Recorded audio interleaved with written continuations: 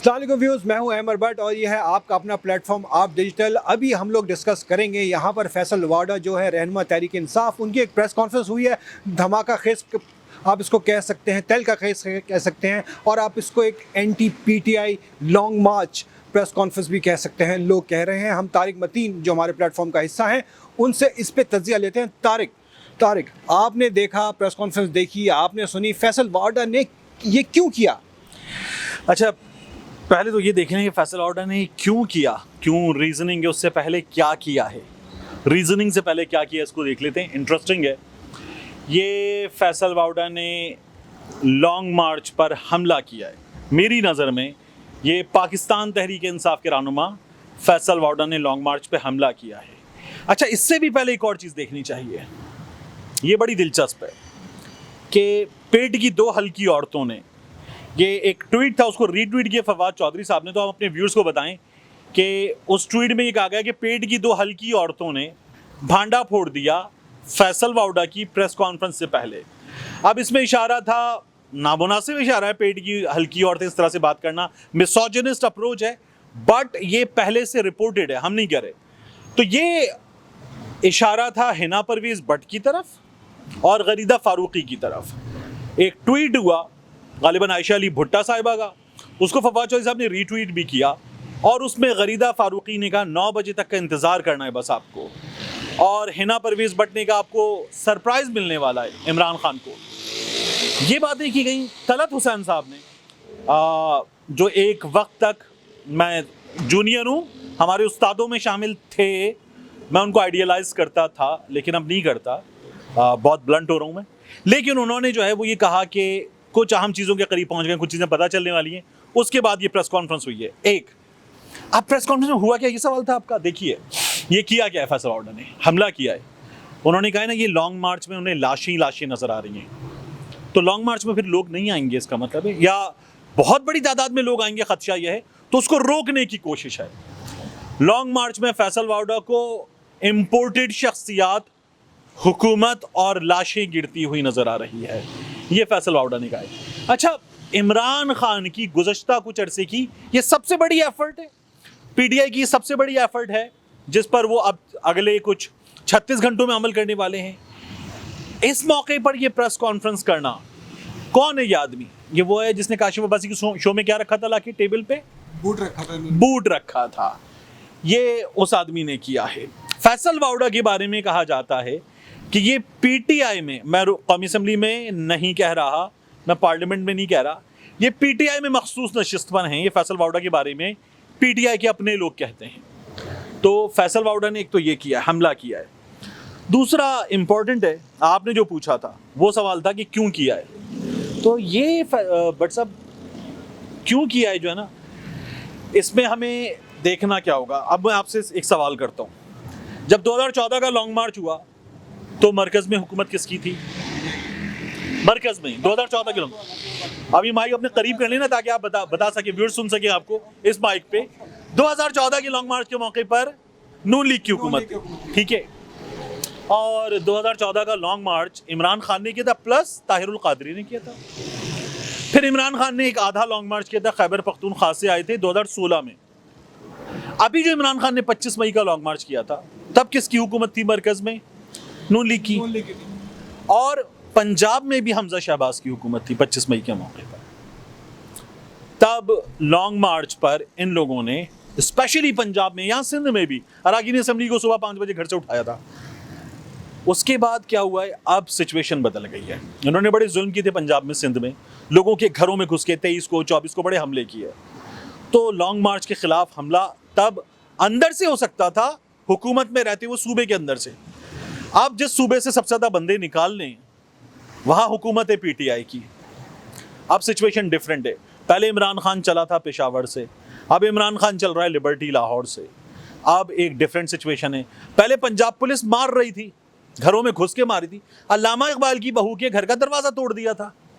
अब पुलिस जो है वो इसकी सपोर्ट कर रही होगी, अब पुलिस हिफाजत दे रही होगी, अब पुलिस लोगों को शेल्टर कर रही होगी। माज़रत के साथ, सॉरी मैं आपको यहाँ काटूंगा, माज़रत के साथ, अगर हम विद ऑल ड्यू रिस्पेक्ट, अगर हम पिछले लॉन्ग मार्चेस का आपने बात की रही हो, हमने देखा it's part of the history now कि दोनों लॉन्ग मार्च बड़े ही एब्रप्टली ख़त्म हुए विदाउट एनी रिजल्ट एज सच।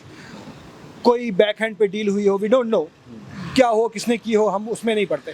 इस बात की क्या गारंटी कि इस दफ़ा भी ऐसा नहीं होगा और इमरान खान के साथ जो लोग बाहर निकलेंगे, इमरान खान के लिए निकलेंगे, उनको मायूस खाली हाथ वापस लौटना पड़ेगा। अच्छा देखिए, पहले 2 मार्च की आप बात कर रहे हैं, मैं तो कह रहा हूँ 2.5 थे। 2014 वाला, जो 2014 वाला ख़त्म हुआ था, किस तरह ख़त्म हुआ था? 126 दिन का धरना था, फिर सानिया APS हो गया था। सानिया APS के बाद इमरान खान ने कहा अब मैं ख़त्म कर रहा हूँ, ठीक है। उसके बाद जो आधा लॉन्ग मार्च था, जो खैबर पख्तूनख्वा से आए थे, वहाँ बड़ा बुरहान इंटरचेंज पे, अटक पुल पे बड़ी हंगामा रही, जहाँ इन लोगों की हुकूमत शुरू थी, वफाकी हुकूमत की। तो इन लोगों ने वहाँ पे पंजाब की हुदूद में बड़ा जुल्म किया था। अदालत ने बुला लिया था इमरान खान को, अदालत इन्वॉल्व हुई थी, तो फिर रुका था। ये जो अभी हुआ, इसमें क्या हुआ था? इसमें इमरान खान साहब के पास 2 चीज़ें हुई। एक, उनकी काफ़िले में GB के, AJK के, KPK के तीनों जगहों के मिनिस्टर्स वगैरह मौजूद थे और मिनिस्टर्स की अपनी अपनी सिक्योरिटी थी। सामने हमारे लॉ इन्फोर्समेंट एजेंसीज के लोग थे वफाक के पास। तो इमरान खान को ये डर पैदा हुआ कि मेरे पास, और अभी हमने देखा ना इमरान खान को जब इलेक्शन कमीशन ने डिसीड किया है तो 2 पुलिस वाले जो हैं उनको इस्लामाबाद पुलिस ने कूटा, एक ने गोली चला दी थी। तो ये सब कुछ हुआ है हमारे सामने। इमरान खान को लगा ऐसा कुछ ना हो जाए, इमरान खान वापस चलेगा, आई बिलीव बेहतर फैसला था। आपकी बात सिचुएशन ही डिफरेंट है, अब अपनी हुकूमत है सूबों के अंदर, तो it is going to be a different thing altogether. इसलिए जो है वो हुकूमत को ये डर है कि अब हम रोक नहीं सकते। अब देखिए इस वक्त कितनी बड़ी हुकूमत है मरकज़ में, 26 किलोमीटर की हुकूमत है।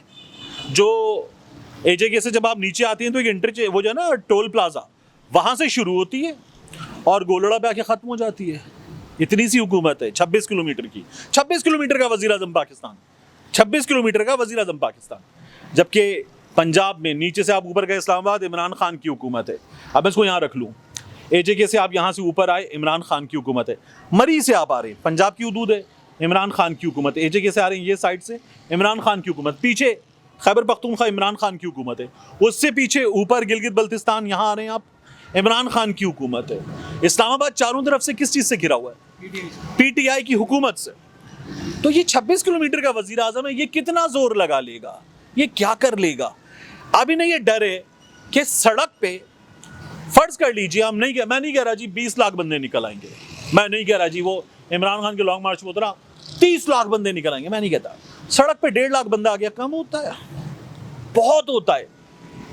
होता क्या है, ये जो नवाज शरीफ ने हाईजैक किया था आखिरी मोमेंट्स पे, उस हाईजैक वाले लॉन्ग मार्च में नवाज शरीफ के चीफ जस्टिस इफ्तिखार चौधरी की बहाली वाला, गुजरांवाला पहुंचे थे। वो कुव्वतें जो साथ नहीं थी मुशर्रफ की, जो मुशर्रफ के साथी थे ना, वो कुव्वतें जो मुशर्रफ साथ नहीं थी वो भी लॉन्ग मार्च के साथ हो गई। उन्होंने कहा जी सड़क पे आ गई हैं चीज़ें बहुत ज़्यादा, फैसला पता नहीं कैसे होगा।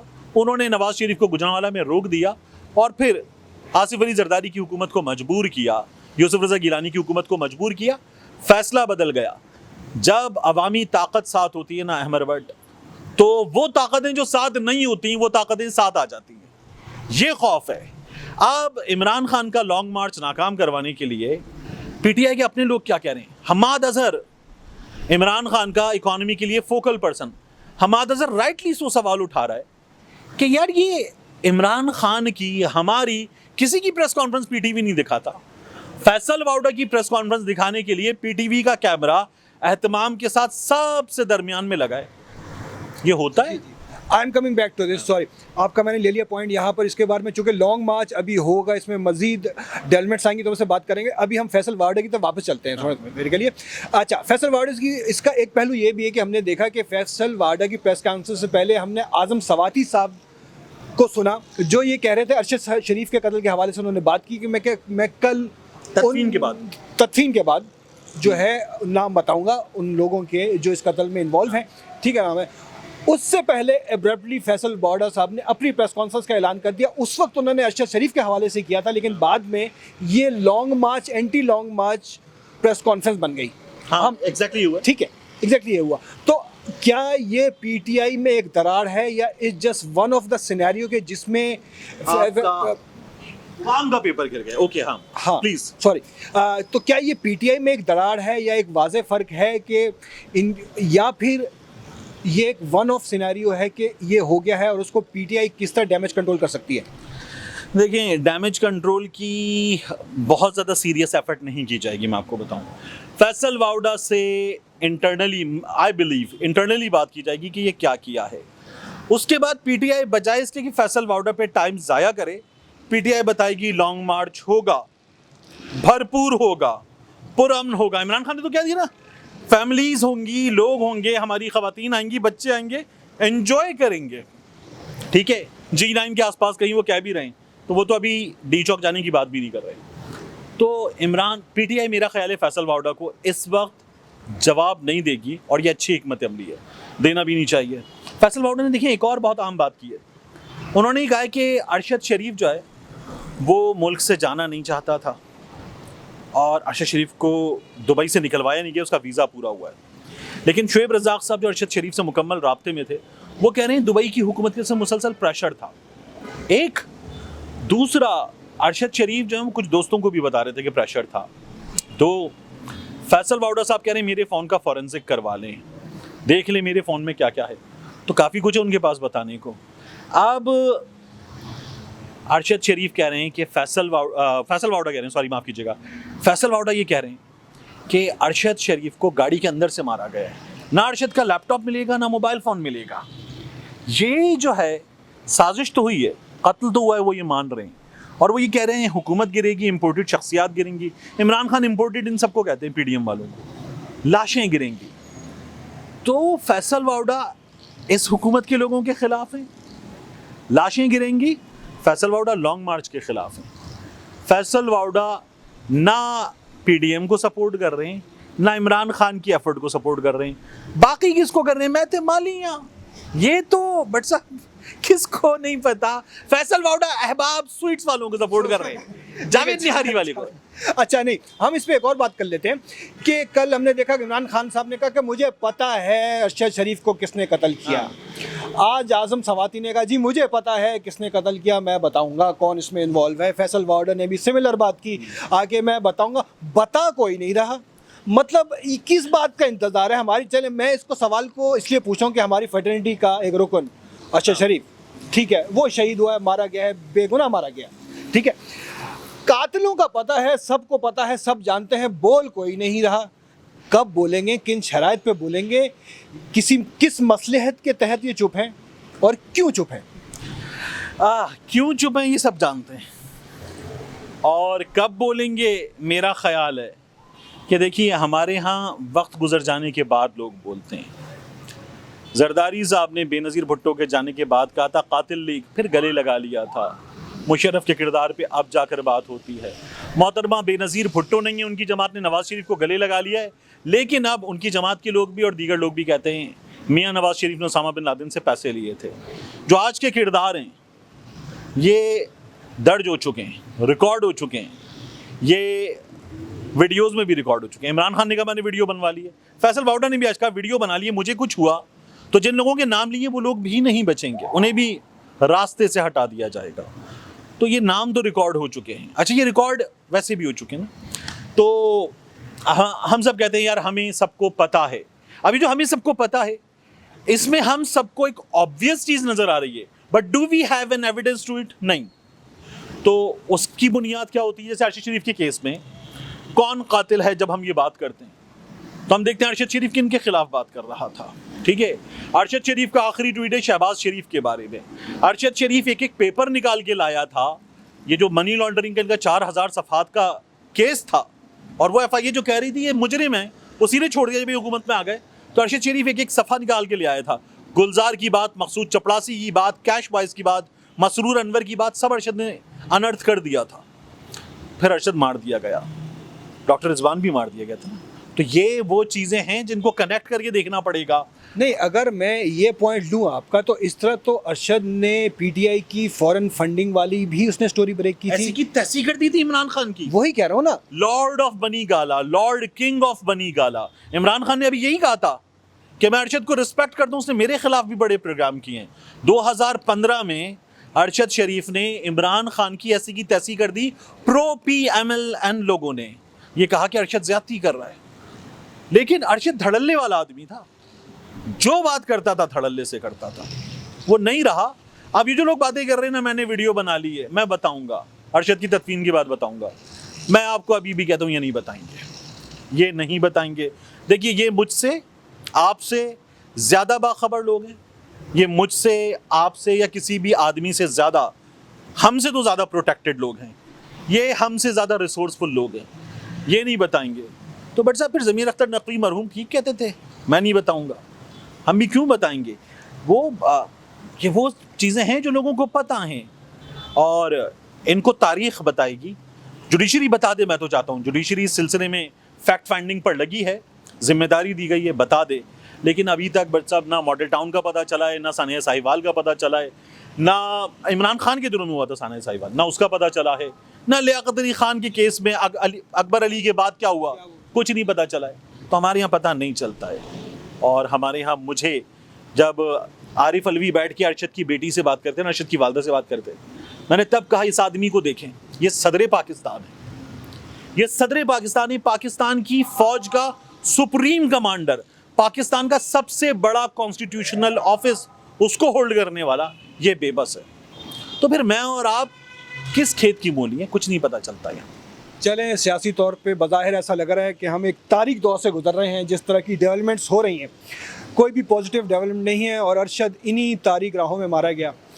हमारी दुआ है कि मज़ीद कोई सहाफ़ी या कोई सियासी कारकुन इस तरीके से इस अंजाम से दो चार ना हो। आमीन। लॉन्ग मार्च हो, पुरअमन हो, कोई उसमें लाशें ना गिरें। हमारी यही दुआ है कि हमारे इस पाक वतन में स्टेबिलिटी आए, सियासी हो, माशी हो। हम आपको आप डिजिटल के प्लेटफॉर्म पे अपडेट देते रहेंगे, जिस तरह सियासी और समाजी मसाइल हम लाते रहें, मज़ीद आपके सामने लाते रहेंगे। अब तक के लिए इतना ही, बहुत शुक्रिया। अल्लाह हम सब का हामी और नासिर हो।